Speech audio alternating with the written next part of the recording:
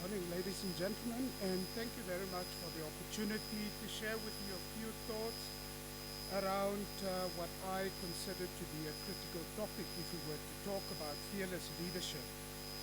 How do we transcend the status quo? And it appears that that seems to be only within the context of having the leader as activists. So, what I'd like to do is to just share with you a storyline of themes that I'd like to address today. And first of all, it's to say that, when we talk about fearless leadership, it appears to be a very daunting theme against the context of formidable challenges. And I'd like to share some of those challenges with you. Secondly, a context that I believe is very well expressed in an overused concept called VUCA. And just recently I learned that in Zulu, VUCA means wake up. And I think it's a good way of saying maybe we should wake up to this chaos of this VUCA world. Leaving leaders with a formidable task, which I'll share with you, and requiring us then to speak of leadership in new ways. In particular, I believe leadership as action. This new type of leader, the courageous type, is the only one I believe that can challenge the status quo, because it is about transforming defensive routines and cultures as a primary task for leaders. They can't delegate it to anybody else. And secondly, the reason why it's necessary to speak of leadership as action, it's about how to tackle this task successfully. They will need to change their own particular mindsets as leaders. Therefore, they require a new mindset. For without the new thinking, no new action is possible. So that this new type of learning can emerge, learning that can help us identify and correct the error in our thinking and therefore our doing. Transforming our commonplace thinking about social virtues will then become very powerful tools in the hand of a leader, which I'll share with you. And in closing, manifesting truly the hallmark of what the activist leader is about. So, against this context of formidable challenges, including a widespread institutional decay that we see in organizations, resulting in silence amongst our people, fear and apathy, and therefore pointing for me to the inadequacy of the current fearful and therefore defensive leadership practices that we see, and compounded by this exponential change as well expressed in the disruption and the chaos of the fourth industrial revolution. I've just indicated some of those major trends from the point of view of digital disruption. Amongst them, probably the most important being artificial intelligence and what that's going to mean for us working in the people profession. I saw recently, for example, where the robot interviewed a particular person and not a person. We were only there to validate what the robot already did. And this is going to require of us very radical new thinking and doing. And for me, well expressed in this concept of VUCA, which is creating so much chaos for us. I'm not going to expound on this concept of VUCA, which I'm sure you've heard a lot about. Really just to remind you, it is about how volatile, uncertain, complex, and ambiguous the world has become, requiring us as leaders to seriously disrupt our identity. And I believe that disruption is going to be in three areas. First of all, we will have to ask ourselves, who am I as a leader? Secondly, how do I interact with others? Thirdly, what do I do when I step up into my leadership position? And this for me translates into three leadership challenges. It is first of all about how you lead yourself. And in that regard, maybe you should ask yourself the question, are you purposefully calm when the storm hits? Secondly, if you aspire to lead other people, maybe you should ask yourself, are you able to influence without your authority? And thirdly, in terms of leading your organization, you need to ask yourself, are you able to zoom in and out of the problem as you see it in the organization? In other words, it's the ability to have very sharp analytical thinking to see the individual challenges that you deal with in the organization, but also to put them together and say, all of these things together mean that the system is in trouble in this particular way, whatever the system is that you are talking about. I believe that this kind of world that we are talking about, that we see, is leading to a very formidable task, I believe, for leaders, and for me very well expressed in what Machiavelli said many, many years ago, somewhere in the 1700s. And he said, there's nothing more difficult to carry out, no more doubtful of success, no more dangerous to handle than to initiate a new order of things. For the reformer has enemies in all those who profit by the old order, and only lukewarm defenders in all those who would profit by the new order. This lukewarmness arising partly from fear of their adversaries who have the laws in their favor, and partly from the incredulity of humankind who do not truly believe in anything new until they have had the actual experience of it. It almost says, is seeing believing, or is believing seeing? That's what that last sentence is talking about, because he says, unless we have an experience of something, we will not believe that it is so. But in order for you to step into a new experience, you must have even the slightest bit of belief in order to expose yourself to the experience. And this is what this great task is about. Those who have profited from the old order will not be your friends, and those who might be very worried about how those who profited will see you in the new order will also not be your friend. You stand there as a leader and you'll have to ask yourself, what am I going to do? You will also find in such defensive cultures very much a view where alternative views are not being aired, and therefore the boss always just hear non-controversial kind of reports rather than what is the reality, and the prevalence of groupthink that you might be familiar with, forcing everybody to think in the same way. Hence, new people stepping into that environment find it incredibly difficult to bring new ideas, because we have done it like this for the last 50 years. And therefore, people who bring new ideas don't feel comfortable enough to bring those ideas in. For the leader himself or herself, there's also going to be a requirement to unlearn some mindset trappings that are there. So for example, and it has to do with these recipes that we believe are proven, tested, and tried in the past, and they include where we believe we are invulnerable to outcomes of past successes. What that means is simply to say, because we were successful in the past achieving a particular goal, we believe now that we see a similar thing facing us now, we will also be successful. And we simply take the recipe that we used to have in the past and we apply it to what essentially is a totally new problem.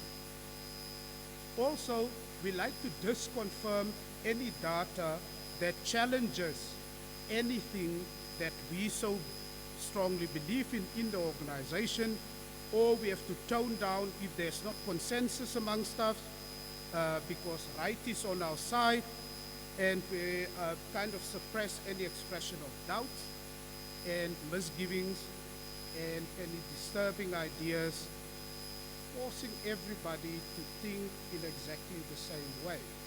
Now, the big issue around that is to say learning can only happen in a space of difference, not sameness. So the question would be for us, what are we as leaders prepared to do differently, dependent on a mindset shift? Now, Einstein says in this regard, the mind that created the problem is not the mind that will solve it. And I'll use the same concept later talking about paradigm, because this is going to require of us a very radical strategic jump that we have to make.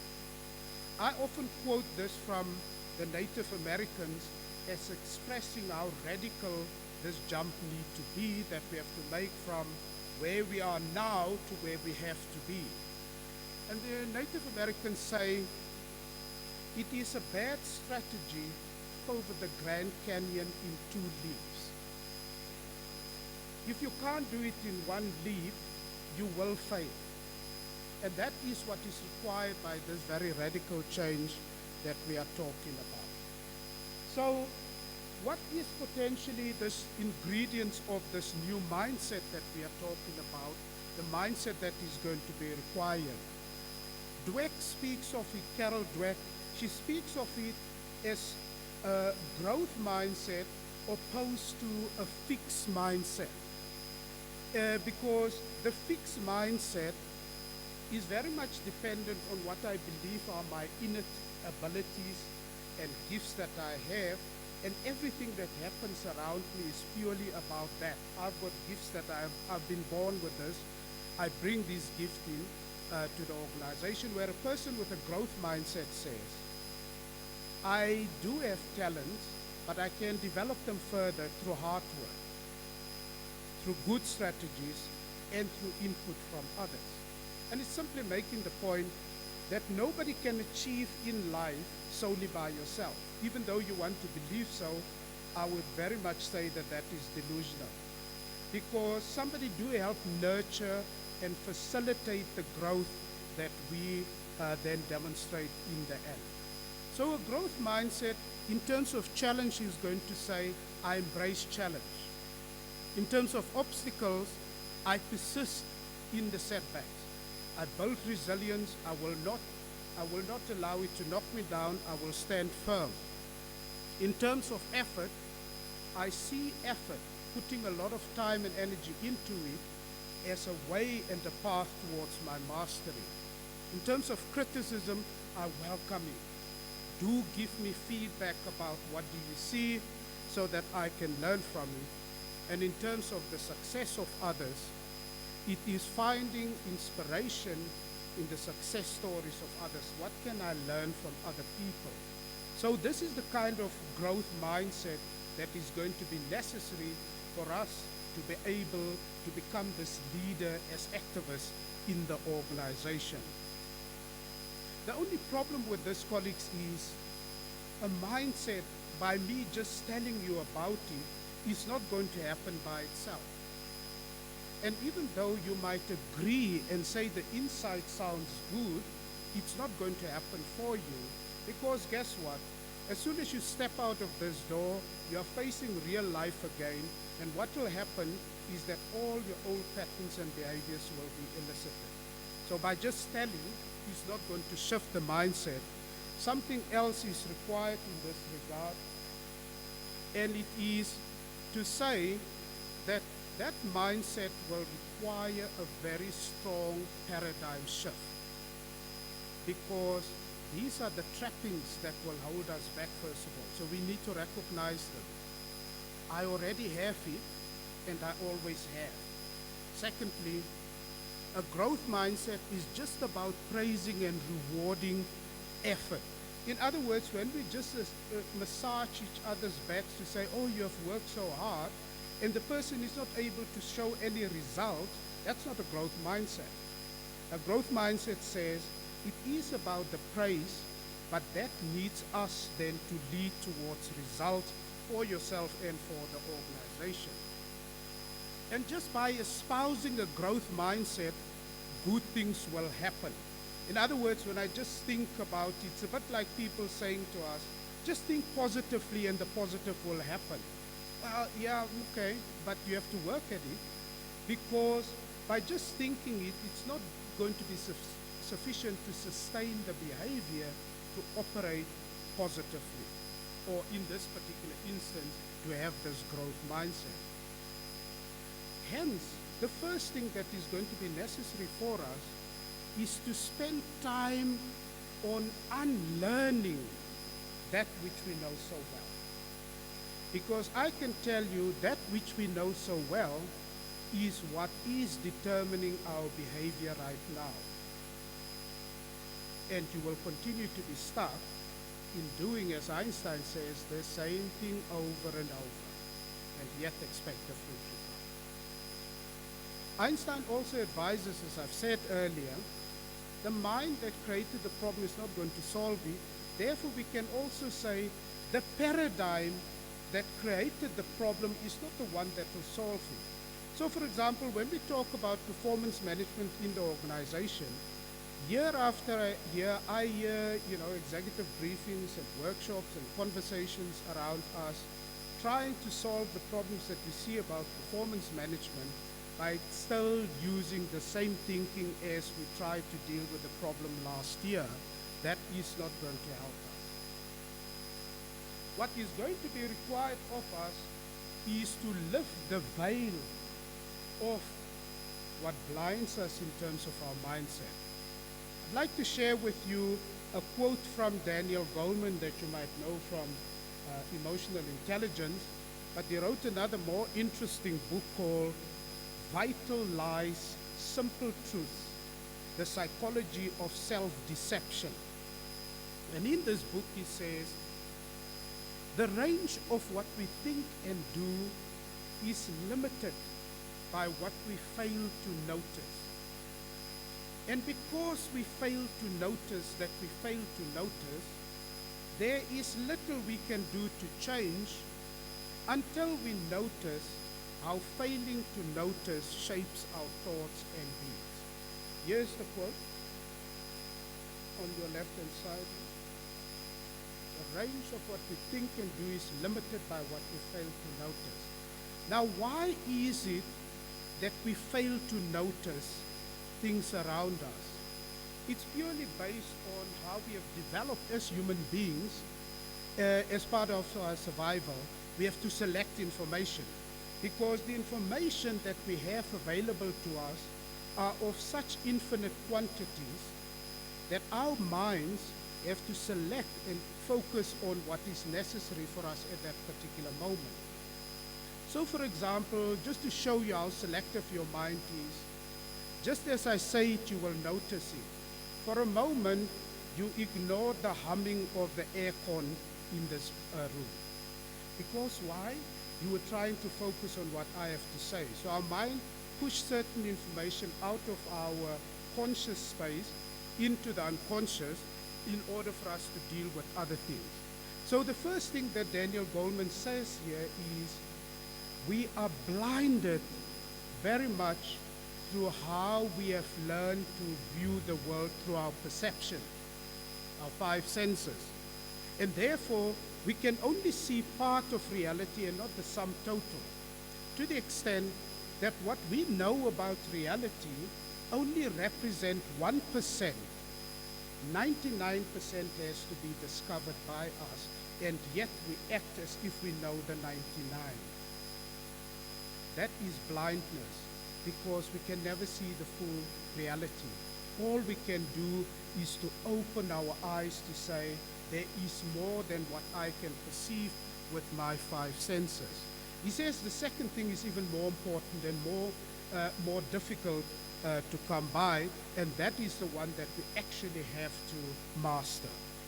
And because we fail to notice that we fail to notice, The point he's trying to make is to say, not only are we blind, we are blind about our blindness. In other words, when we operate day to day in autopilot, we believe we are actually very rational. But here's the thing, we could very simply agree that the new normal is that we have to act abnormally. Society does that all the time. To the extent that the people perhaps we put in the mental hospitals are the sane ones, we are the insane ones sitting around here. All we have to do is to agree to it that insanity is actually the new sane for ourselves. So he's saying we need to bring our blindness into our awareness, just how limited it is in terms of what we perceive, in order for us then to break new grounds and say, what else is available? The sum total of reality is not just what I see, there's much more to be discovered out there. It's a bit like saying the truth exists irrespective of our opinions. We have to go and discover it. It's always there waiting for us to be discovered. Because this blindness, colleagues, this tacit blindness, leads to what Chris Argyris calls skillful incompetence. And what he means by that is to say, we actually have developed very deep skills to do things badly.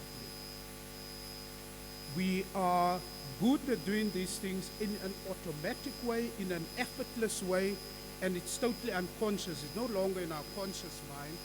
And those skillful, incompetent practices that we persist with leads to organizations developing these defensive cultures which I spoke about earlier. So we are called to doing learning now to become a leader as activists in new ways, because then we also say that effective learning can be seen as action. Because I said to you earlier that effectiveness is defined as the extent to which you achieve your intended consequences. It is saying now we can begin to identify what exactly is the problem here. Why is there a mismatch between what I say as a leader and the actions that I demonstrate in the organization? More often than not, that is what we see.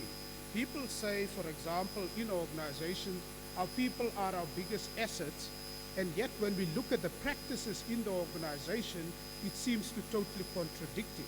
So we can identify with this new learning to say, that is a mismatch between what you say and what you do.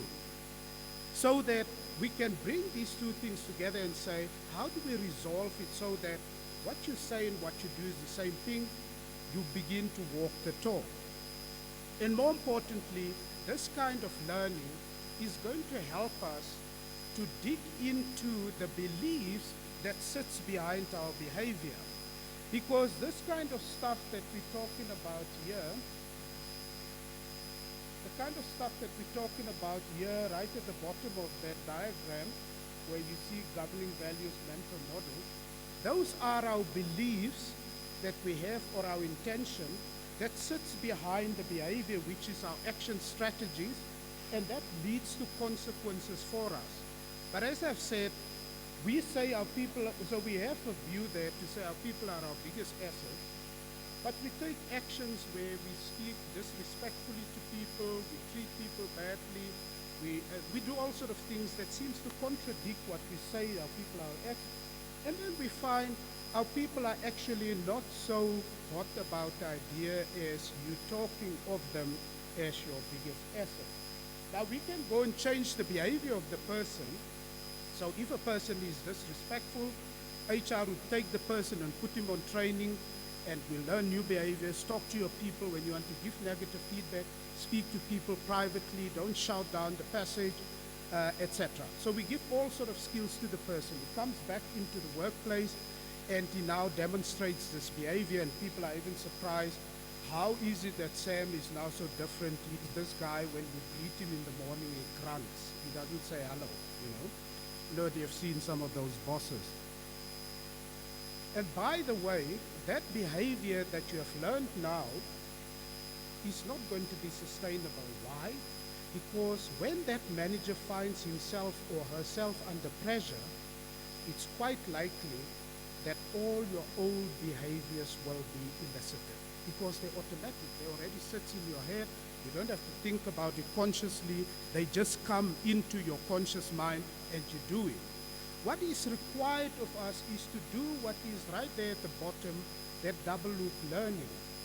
We need to go behind the behavior of that particular manager and help him or her understand that the belief you have, simplistically stated, that if you believe that people need to be treated, you just believe people should be treated badly, then if we can't change you thinking about it in that way, your behavior over time will not sustainably shift.